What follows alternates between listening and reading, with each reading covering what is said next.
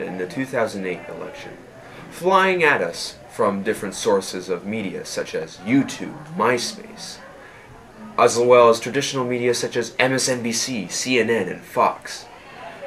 All of these influences had a big part in determining the outcome of the 2008 election was the election of President Barack Obama. So now, we look into how the 2008 debates were influenced. We now turn to Jack Bryant Wells for that special segment of this story. So thank you, Alec. During the 2008 elections, individual networks were able to host their own debates, bringing in their own biases as to what the viewers saw and heard. As you can see in this image, this is the clearest when you look at the placement of the candidates. This image is from the CNN YouTube debate that was for the Democratic primaries. As you can see in the center, there's Clinton and Obama, which were definitely ended up being the front runners during the primaries, with Obama eventually winning the primary and then moving on to win the presidency. When the candidates are in the center, it gives the camera the ability to always have them in the frame. Even when the camera pans to the left or to the right, they're always going to be at least kind of in the corner of the frame. This gives the viewer an instant facial recognition because they're always seeing the candidate, which is key in a campaign such as this most recent one, where FaceTime was one of the most valuable assets a candidate could gain. Once the primaries were over and debates became between Obama and McCain, it became clear that with a majority of debates being held by more liberal media sources, that Obama gained a 2-minute edge per question over McCain. It has become clear that until networks break away from their private biases, there will never be an equal playing field for the candidates. There will always be one that the media favors. Thank you, Jack.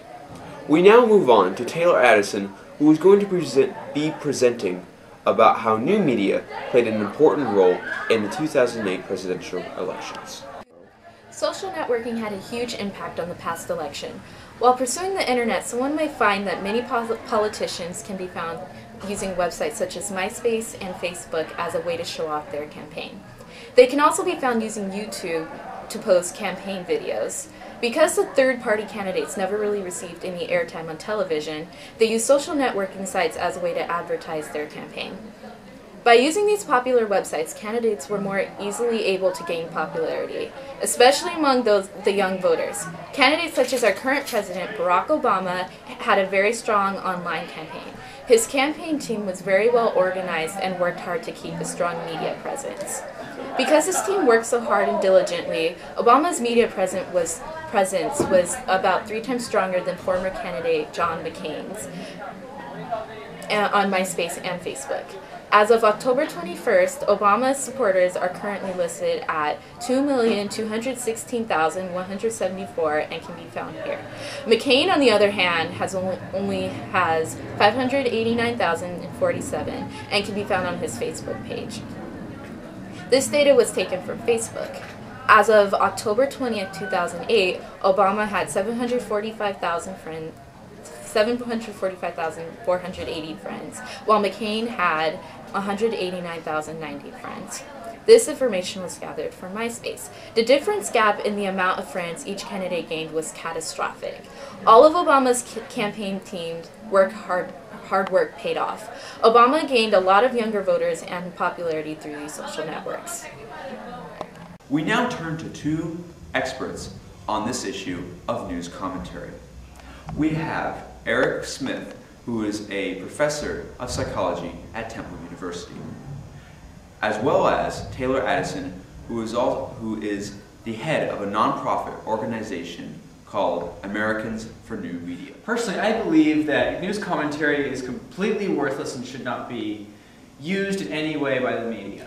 That is utterly incorrect and incompetent on their part to not see the validity of commentary news.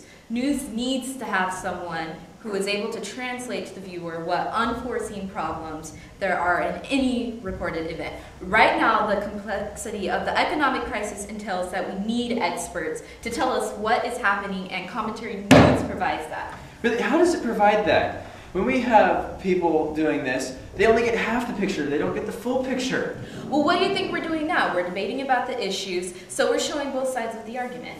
Really, and how is this actually an argument? We have the argument and or discussion. We haven't shown any facts. Obviously, the argument has two sides, right and wrong. And I think it is clear which side I represent. Really? You think you represent the right side? How can you prove your point when you haven't shown any facts to back it up? This is what commentary news has become, providing no facts, just opinions.